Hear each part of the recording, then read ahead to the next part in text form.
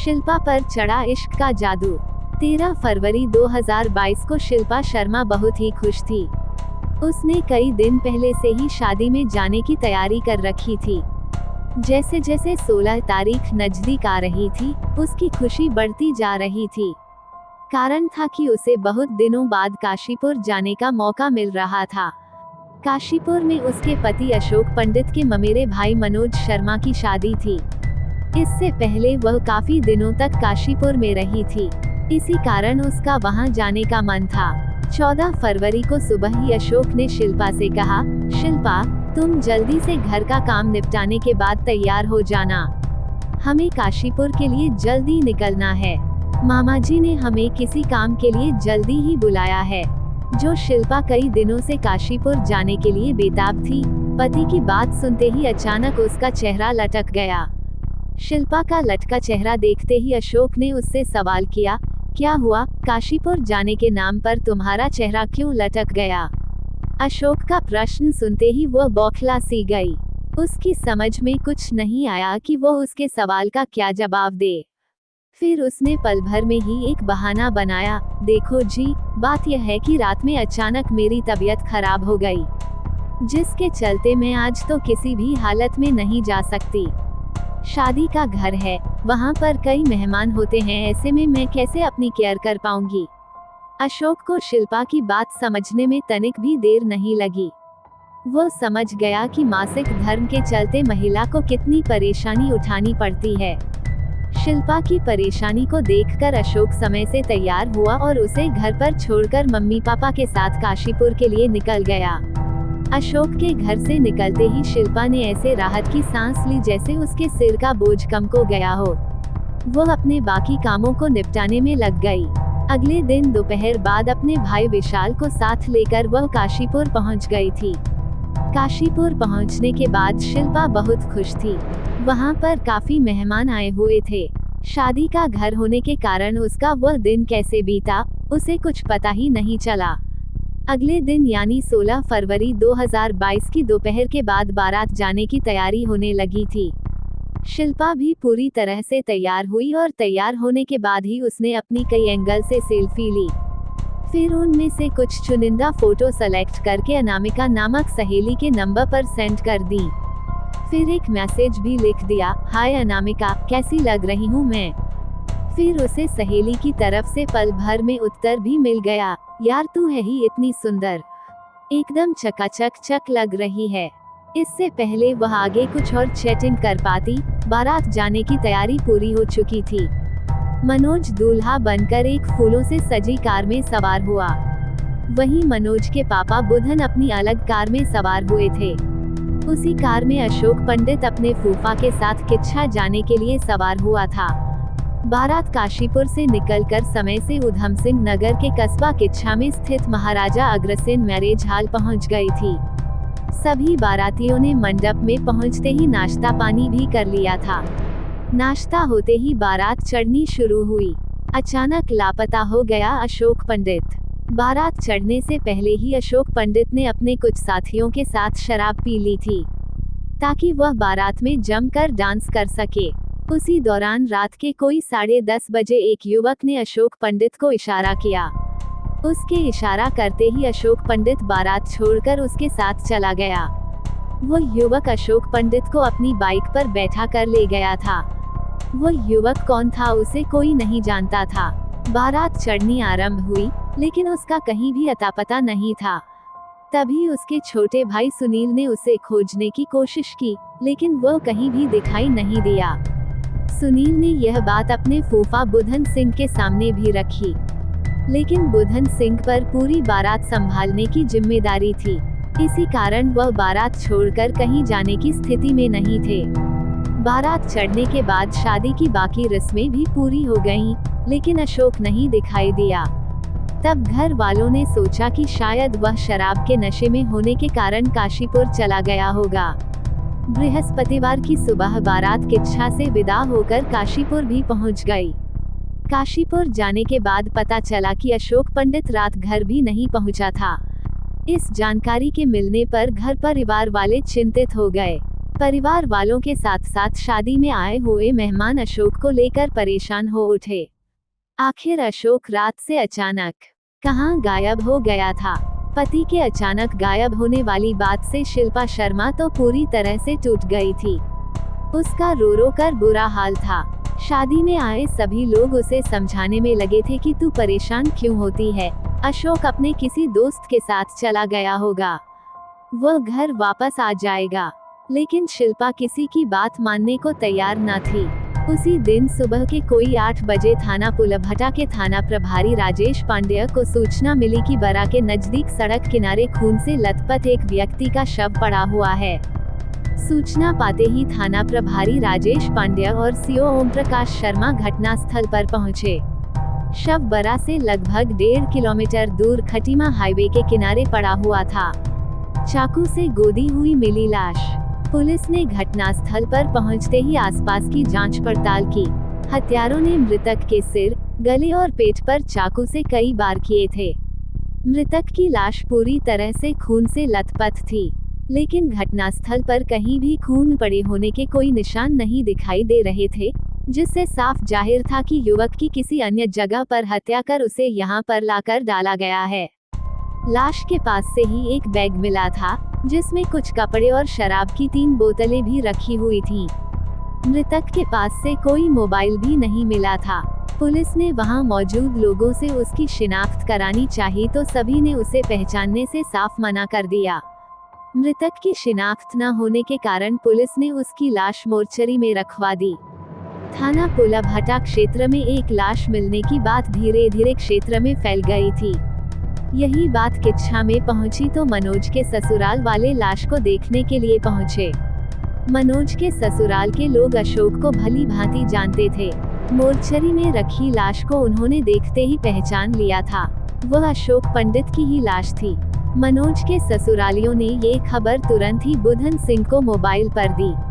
अशोक पंडित की लाश मिलने की खबर सुनते ही बुधन सिंह के घर में मातम छा गया। घर में शादी की खुशियां गम में तब्दील हो चुकी थीं। ये खबर सुनते ही शिल्पा बेहोश हो गई। घर में मौजूद औरतों ने जैसे तैसे उसके चेहरे पर पानी के छींटे मारकर उसे होश में लाने की कोशिश की, लेकिन शिल्पा का बुरा हाल था। उसने रो रो कर सारा घर सिर पर उठा रखा था। उसकी हालत देखकर घर में आए तमाम मेहमानों के आंसू भी नहीं रुक पा रहे थे। अशोक की हत्या की बात सुनते ही उसके पिता कृष्ण पंडित अपने रिश्तेदारों को साथ लेकर थाना पुलभटा थाने पहुंचे। पुलिस ने मोर्चरी में रखी लाश उन्हें दिखाई तो वह फफक रोने लगे। उन्होंने लाश की शिनाख्त अपने बेटे अशोक पंडित के रूप में कर ली। पुलिस ने आवश्यक जानकारी लेने के बाद लाश पोस्टमार्टम के लिए भिजवा दी। 17 फरवरी 2022 को इस मामले में सुमित कुमार की तरफ से अज्ञात हत्यारों के खिलाफ हत्या का मुकदमा दर्ज कराया गया। मुकदमा दर्ज होते ही पुलिस ने इस मामले की तहकीकात शुरू कर दी। यह मामला 3 अलग-अलग जगहों से जुड़ा हुआ था। मृतक अशोक पंडित उत्तर प्रदेश के जिला मुजफ्फरनगर के खतौली निवासी कृष्ण पंडित का बेटा था। वह काशीपुर, उत्तराखंड के गांव हेमपुर इस्माइल में अपने फुफेरे भाई मनोज शर्मा की शादी में शामिल होने आया हुआ था। उसी शादी के दौरान किच्छा में उसकी किसी ने हत्या कर दी थी। पुलिस की 4 टीमें जुट गईं जांच में। पुलिस ने सबसे पहले काशीपुर जाकर अशोक के बारे में उसके घर वालों से पूछताछ की। पुलिस पूछताछ के दौरान मृतक के साले विशाल शर्मा ने बताया कि बारात चढ़त के दौरान उसने अपने जीजा को आखिरी बार किसी अज्ञात व्यक्ति की मोटरसाइकिल पर बैठकर जाते देखा था। उसके बाद से अशोक गायब ही हो गया था। जानकारी मिलने के बाद पुलिस ने महाराजा अग्रसेन मैरिज पैलेस के निकट इंट्रार्च फैक्ट्री के आसपास लगे सीसीटीवी कैमरों की फुटेज देखी तो बाइक चलाने वाले युवक का चेहरा साफ नहीं दिखाई दिया। इस मामले को गंभीरता से लेते हुए एसएसपी ममता बोरा ने इस केस को खोलने के लिए एसओजी प्रभारी कमलेश भट्ट के नेतृत्व में 4 अलग-अलग टीमों का गठन किया। एसओजी प्रभारी कमलेश भट्ट को इस केस की जिम्मेदारी मिलते ही उन्होंने सबसे पहले मृतक की पत्नी शिल्पा से पूछताछ की। पूछताछ में शिल्पा ने बताया कि वह तो पति के काशीपुर आने के 1 दिन बाद ही काशीपुर पहुंची थी। काशीपुर आने के बाद भी उसके पति शादी की तैयारी में ज्यादा व्यस्त थे, जिसके कारण उन दोनों की यहां पर आने के बाद ज्यादा बात भी नहीं हो पाई थी। 16 फरवरी को वो शादी में चले गए। उसके बाद उनके साथ क्या हुआ उसे कुछ नहीं मालूम। पुलिस पूछताछ के दौरान मृतक अशोक के साले विशाल ने पुलिस को जानकारी देते हुए बताया कि जिस वक्त घुड़चढ़ी का प्रोग्राम हो रहा था, उसी वक्त उसकी निगाह अशोक पर पड़ी थी। उस वक्त अशोक किसी की बाइक पर बैठ रहा था। विशाल ने अशोक को इशारा करके पूछा कि जीजा कहाँ जा रहे हो। तब अशोक ने कहा था कि वह थोड़ी देर में लौट आएगा। फिर रात के 11 बजे अशोक ने फोन करके विशाल को बताया कि आप लोग खाना खा लेना, मुझे आने में कुछ देर लगेगी। इसके बाद से ही अशोक का मोबाइल बंद हो गया था। विशाल के द्वारा दी गई जानकारी से यह बात तो साफ हो गई थी कि हत्यारा जरूर उसका परिचित ही रहा होगा।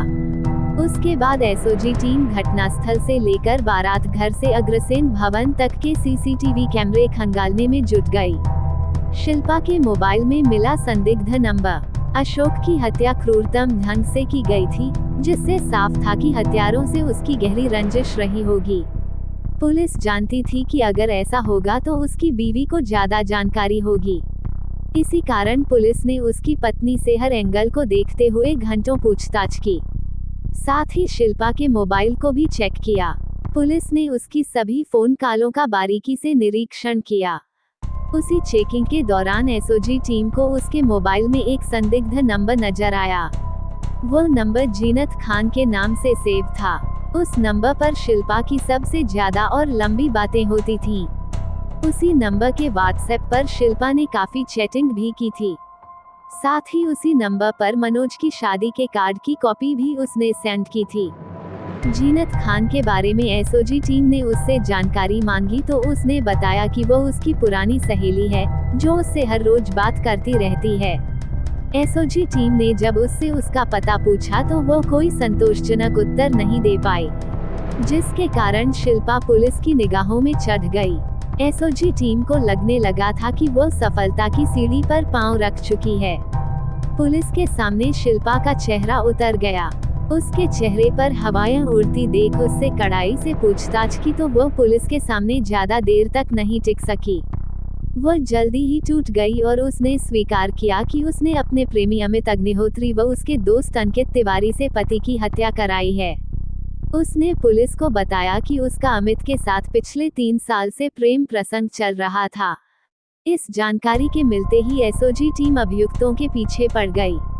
19 फरवरी 2022 को एक मुखबिर की सूचना पर पुलिस टीम ने पुलभटा बॉर्डर के पास से दोनों अभियुक्तों अमित अग्निहोत्री व अंकित त्रिपाठी को भी गिरफ्तार कर लिया। गिरफ्तारी के बाद तीनों आरोपियों से की गई पूछताछ में एक हैरतअंगेज कहानी उभर कर सामने आई। उत्तर प्रदेश जिला मुजफ्फरनगर के खतौली शुगर मिल आवासीय कॉलोनी में रहता था कृष्ण पंडित का परिवार। कृष्ण पंडित शुगर मिल के कर्मचारी थे। उनका छोटा सा परिवार था। उन्होंने अपने सबसे बड़े बेटे संतोष की पहले ही शादी कर दी थी। संतोष राजमिस्त्री था। शादी के बाद वह अपनी पत्नी को लेकर अलग रहने लगा था।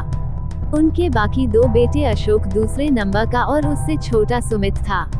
अशोक पंडित ने भी होश संभालते ही अपनी जिम्मेदारी को समझा और अपने बड़े भाई के साथ मजदूरी करने जाने लगा था। कृष्ण पंडित के क्वार्टर के नजदीक ही रहता था श्यामलाल का परिवार। श्यामलाल शुगर मिल में ही ड्राइवर थे। उनके परिवार में भी 2 बेटे और 2 ही बेटियां थीं। शिल्पा उन्हीं की बेटी थी। श्यामलाल ने अपने बच्चों को शुरू से अच्छी शिक्षा दिलाने के लिए उनका दाखिला भी अच्छे कॉन्वेंट में कराया था। अशोक पंडित और शिल्पा ने की थी लव मैरिज। शिल्पा देखने में सुंदर थी। उसी दौरान अशोक पंडित की नजर उस पर पड़ी। दोनों ही पड़ोसी थे। इसी कारण दिन में न जाने कितनी बार दोनों का आमना सामना होता रहता था। शिल्पा की सुंदरता एक बार अशोक पंडित पर हावी हुई तो वह उसका दीवाना ही बनकर रह गया। फिर उसे आते जाते चाहत भरी निगाहों से निहारने लगा था। अशोक पंडित उस समय अपने भाई के साथ काम पर जाने लगा था। देखने भालने में वह भी ठीक ठाक था। शिल्पा ने कई बार उसकी निगाहों को पढ़ने की कोशिश की थी। वह समझ गई थी कि अशोक उससे क्या चाहता है। शिल्पा भी उस समय जवानी के 18 साल पार कर चुकी थी। दोनों के दिलों में एक दूसरे के प्रति चाहत पैदा हुई और दोनों एक दूसरे को प्यार कर बैठे। प्यार होते ही दोनों अपने परिवार वालों की नजरों से बचते बचाते मिलने भी लगे थे। शिल्पा पढ़ी लिखी और समझदार थी। वह पढ़ लिख कर अपने माँ बाप का नाम ऊंचा करना चाहती थी, लेकिन अशोक पंडित की चाहत ने उसे रास्ता ही भटका दिया। शिल्पा का परिवार पढ़ा लिखा और इज्जतदार था। वह जानती थी कि उसके परिवार वाले कभी भी उसकी शादी अशोक के साथ करने को तैयार नहीं होंगे। फिर भी उसने अशोक को अपना जीवन साथी चुनकर अपनी जिंदगी का अहम फैसला ले लिया। उसने अशोक को पूरा विश्वास दिलाया कि उसकी जिंदगी में चाहे कितना भी आंधी तूफान आए, वह उसका साथ नहीं छोड़ेगी। कुछ समय तक तो दोनों अपने घर वालों की आंखों में धूल झोंककर आंख मिचौली का खेल खेलते रहे। लेकिन एक दिन ऐसा भी आया कि दोनों की हकीकत परिवार वालों के सामने आ ही गई, जिसके बाद दोनों परिवारों में मनमुटाव बढ़ा और दोनों के मिलने पर पाबंदियां लग गईं। इसके बाद भी दोनों ने हार नहीं मानी। दोनों अपने घर वालों को चकमा देकर घर से निकल गए। सन 2013 में दोनों ने घर से भागकर एक मंदिर में शादी कर ली और फिर किराए का मकान लेकर अपनी जिंदगी का सफर शुरू किया। उस वक्त तक शिल्पा ने स्नातक की पढ़ाई पूरी कर ली थी। शिल्पा से शादी करने के बाद भी अशोक का संपर्क उसके घर वालों से बना रहा, लेकिन शिल्पा के घर वालों ने उससे पूरी तरह से रिश्ता ही खत्म कर लिया था। उसके बाद वह कई बार अशोक के साथ खतौली उसके घर गई, लेकिन उसके घर वालों ने उसकी तरफ एक नजर उठाकर भी नहीं देखा। अपने पैरों पर खड़ी होना चाहती थी शिल्पा। शिल्पा ने अपनी स्नातक की परीक्षा पास करने के बाद मेरठ के एक प्राइवेट कॉलेज में एएनएम का कोर्स करने के लिए दाखिला ले लिया था। उसका एएनएम का कोर्स भी पूरा हो चुका था। शिल्पा को उम्मीद थी कि एएनएम कोर्स करने के बाद किसी अस्पताल में एक नर्स के रूप में काम कर लेगी, जिसके सहारे उसकी गुजरबसा हो जाएगी। शिल्पा को इसके बाद भी आशा थी कि शादी के कुछ दिन बाद उसके घर वाले मान जाएंगे, लेकिन उसके अरमानों पर पानी फिर गया था। उसके सपने तो चकनाचूर हो ही गए थे। अशोक की कमाई से उसके सपने साकार नहीं हो सकते थे। शिल्पा ने कभी एक डॉक्टर बनने के सपने संजोए थे, लेकिन प्यार की धारा में उसके कदम ऐसे लड़खड़ाए कि उसे अब अपना भविष्य ही अंधकार में लगने लगा था। शिल्पा से शादी करने के कुछ समय बाद ही वह उसे लेकर काशीपुर में अपने फूफा बुधन सिंह के घर चला आया। काशीपुर चले आने के बाद वह राजमिस्त्री का काम करने लगा था, जो अब शिल्पा को अखरने लगा था। अशोक काशीपुर में जिस मकान में किराए पर रहता था, उसी मकान में रहता था संजीव। बरेली निवासी अमित अपने चाचा के पास आता जाता रहता था। अमित पढ़ा लिखा था। वह रुद्रपुर में टाटा मोटर्स में नौकरी करता था। अब से लगभग 2 साल पहले किसी वजह से उसकी नौकरी छूट गई। उसके बाद वह महुआखेड़ा स्थित सिडकुल की एक प्राइवेट कंपनी में काम करने लगा था। उसने जगतपुर गांव में कमरा भी ले लिया था। अमित ने डाले शिल्पा पर डोरे। अमित जब कभी भी अपने चाचा के पास आता तो कई दिन रुक कर ही जाता था। वहीं से वह ड्यूटी भी करता था। वहीं पर उसकी मुलाकात शिल्पा से हो गई। अशोक सुबह ही अपने काम पर चला जाता था। उसके बाद शिल्पा अकेली ही अपने कमरे पर रहती थी। अशोक पंडित और संजीव का कमरा आमने सामने था, जहां से शिल्पा अपने कमरे में काम करती, उठती बैठती साफ नजर आती थी। शिल्पा को सज संवर कर रहना पसंद था। देखने भालने में तो वह सुंदर थी ही। उसकी सुंदरता को देखकर अमित का उस पर दिल आ गया। शिल्पा की खूबसूरती एक बार अमित के दिलो दिमाग पर चढ़ी तो वह उसका दीवाना ही हो गया। हालांकि वह जानता था कि शिल्पा शादीशुदा है, लेकिन वह किसी भी कीमत पर उसे अपने प्यार में फंसाना चाहता था। अमित ने शिल्पा की तरफ प्यार के डोरे डालने शुरू किए तो जल्दी ही वह उसके प्रेम पाश में फंस गई। दोनों के बीच प्यार का बीज अंकुरित होते ही प्रेम बेल बढ़ने लगी थी। एक दिन ऐसा भी आया कि दोनों के बीच अवैध संबंध भी स्थापित हो गए। उस वक्त तक शिल्पा एक बच्चे की मां बन चुकी थी, लेकिन उसकी कदकाठी ऐसी थी कि एक बच्चा हो जाने के बाद भी वह अभी कुंवारी ही दिखती थी। उसी दौरान 2019 में अशोक शिल्पा को काशीपुर में अकेला छोड़कर दुबई काम करने चला गया। अशोक के दुबई जाते ही शिल्पा और अमित के मिलने के सारे रास्ते खुल गए। अशोक दुबई में जाकर बीवी के सपने पूरे करने के लिए कड़ी मेहनत कर पैसे कमाने में जुट गया। वहीं शिल्पा पति के जाते ही बेवफा बनकर अमित के साथ रंगरलियां मनाने लगी थी। 2021 में लॉकडाउन लगने के कारण अशोक को दुबई से घर वापस आना पड़ा। दुबई से आने के बाद अशोक को लगा कि जैसे शिल्पा काफी बदल गई है। उसके व्यवहार में काफी अंतर आ गया है। वह न तो इस वक्त अशोक की तरफ पहले की तरह ध्यान देती थी और न ही उससे प्यार मोहब्बत की बात ही करती थी। हर समय वह फोन पर लगी रहती थी, जिसके कारण अशोक को उस पर शक होने लगा था। मोबाइल पर बात करने को लेकर कई बार अशोक और उसके बीच विवाद भी हुआ। अपनी सफाई में शिल्पा ने बताया कि उसकी जीनत खान नाम की सहेली है, जिसने उसके साथ ही एएनएम का कोर्स किया था। वह उसी से काम के सिलसिले में बात करती है। वह अपने को सही साबित करने के लिए उसका नंबर भी दिखा देती थी। अमित के साथ प्रेम प्रसंग चालू होते ही अमित ने उसे एक छोटा मोबाइल भी लाकर दे दिया था, जिस पर शिल्पा केवल उसी से बात करती थी, जिसको वह हर किसी से छिपा कर रखती थी।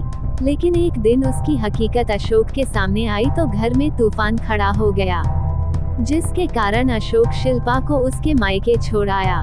मायके जाने के बाद शिल्पा एक अस्पताल में सहायिका के रूप में काम करने लगी, जबकि अशोक काशीपुर से जाने के बाद हरियाणा के सोनीपत में काम करने लगा था। पति से पीछा छुड़ाना चाहती थी शिल्पा। दोनों के अलग अलग रहने के कारण शिल्पा का अमित से बात करने का रास्ता बिल्कुल ही साफ हो गया था। शिल्पा से कुछ दिन खफा रहने के बाद अशोक पंडित फिर से उससे मिलने खतौली जाने लगा था, लेकिन शिल्पा के दिल में उसके प्रति पहले जैसा प्यार नहीं था। वह उससे अनचाहे रूप से मिलती थी। अमित के साथ प्रेम प्रसंग शुरू होते ही अमित ने उससे शादी करने की इच्छा जाहिर की तो शिल्पा ने हामी तो भर ली थी। लेकिन अमित के साथ गृहस्थी बसाने के लिए उसे अशोक से पीछा छुड़ाना था। उसी अड़चन को खत्म करने के शिल्पा ने अमित को खतौली बुलाया। अमित एक रात खतौली में उसके कमरे पर रुका, जहां पर अशोक से पीछा छुड़ाने की रणनीति तय हुई, लेकिन किसी भी योजना में वह सफल नहीं हो पा रहे थे। उसी योजना के चलते शिल्पा को पता चला कि 16 फरवरी 2022 को काशीपुर निवासी अशोक के फूफा बुधन सिंह के बेटे मनोज की शादी है। उसे भी उस शादी में शामिल होने का मौका जरूर मिलेगा। इस जानकारी के बाद वह अमित के साथ संपर्क नहीं कर पा रही थी, नहीं उसे उससे मोबाइल पर बात करने का मौका ही मिल पा रहा था। यही कारण था कि 14 फरवरी को उसने मासिक धर्म का बहाना बनाकर अशोक के साथ काशीपुर जाने से मना कर दिया था। अशोक के काशीपुर चले जाने के बाद उसने रात में ही अमित से बात की, जिसके दौरान पूरी योजना को अंजाम देने के लिए रणनीति बनी। अमित अशोक की मजबूरी समझता था। वह शराब का आदी बन चुका था। जब नशा उसके सिर पर चढ़ जाता है तो वह सब कुछ ही भूल जाता था। योजना में फुफेरे भाई को किया शामिल। अमित भी समझता था कि अशोक को अपने और शिल्पा के बीच से हटाने का इससे बढ़िया मौका नहीं मिलेगा। ये योजना बनते ही अमित ने इस काम के लिए अपने फुफेरे भाई बरेली के गांव मठ लक्ष्मीपुर निवासी अंकित तिवारी को 40,000 रुपए का लालच देकर अशोक की हत्या करने के लिए तैयार कर लिया था। अशोक की हत्या के इरादे पर आखिरी मोहर लगने के बाद ही 16 फरवरी की शाम को ही अमित और अंकित दोनों ही बाइक नंबर UP 25CN 8216 से बरेली से किच्छा महाराजा अग्रसेन मैरिज पैलेस पहुंचे। पैलेस पहुंचते ही दोनों ने खाना खाया। अशोक पंडित अमित को जानता था। उसी जान पहचान के कारण अमित ने अंकित को भी उससे मिलवाया था। खाना खाने के बाद अमित और अंकित मौके की तलाश में लग गए। अशोक पंडित ने पहले ही शराब पी रखी थी। जैसे कि अशोक पंडित अकेला नजर आया, अमित ने अंकित को बुलाने का इशारा किया। अंकित का इशारा पाते ही वह उसके पास आ गया। उसके बाद अमित ने शराब पीने की इच्छा जाहिर की और कहीं एकांत जगह की तरफ चल दिया। अंकित ने अमित और अशोक पंडित दोनों को बाइक पर बिठाया और पुलभट्टा की तरफ चल दिए। फिर एकांत जगह पर बाइक रोककर अंकित ने अपने साथ थैले में लाए हथौड़े से अशोक पंडित के सिर पर कई वार किए, जिसके बाद अशोक तुरंत ही बेहोश होकर नीचे गिर गया। अधिक खून के निकलने की वजह से कुछ ही देर में अशोक पंडित वहीं पर ढेर हो गया। अशोक पंडित के खत्म होते ही दोनों उसे खींचते हुए सड़क के बाईं ओर झाड़ियों में ले गए। झाड़ियों में ले जाने के बाद दोनों ने क्रूरता दिखाते हुए चाकुओं से उसे बुरी तरह से गोद डाला। अशोक को मौत की नींद सुलाने के बाद हथौड़ा और चाकू पास के खेत में फेंक दिए। फिर दोनों बाइक से रात में ही बरेली चले गए। अगले दिन 17 फरवरी को 9:15 बजे अमित ने शिल्पा को फोन कर उसकी हत्या की बात बताई। इस केस के खुलते ही पुलिस ने अभियुक्त अमित और अंकित की निशानदेही पर बाइक, चाकू, हथौड़ा व वारदात के समय अभियुक्तों के द्वारा पहने गए कपड़े भी बरामद कर लिए थे। अभियुक्तों की गिरफ्तारी के बाद पुलिस ने दर्ज केस में धारा 34/201 120B की जोड़कर मुकदमा दर्ज किया। पुलिस ने इस केस के तीनों आरोपियों शिल्पा शर्मा, अमित अग्निहोत्री व अंकित तिवारी को कोर्ट में पेश कर जेल भेज दिया था।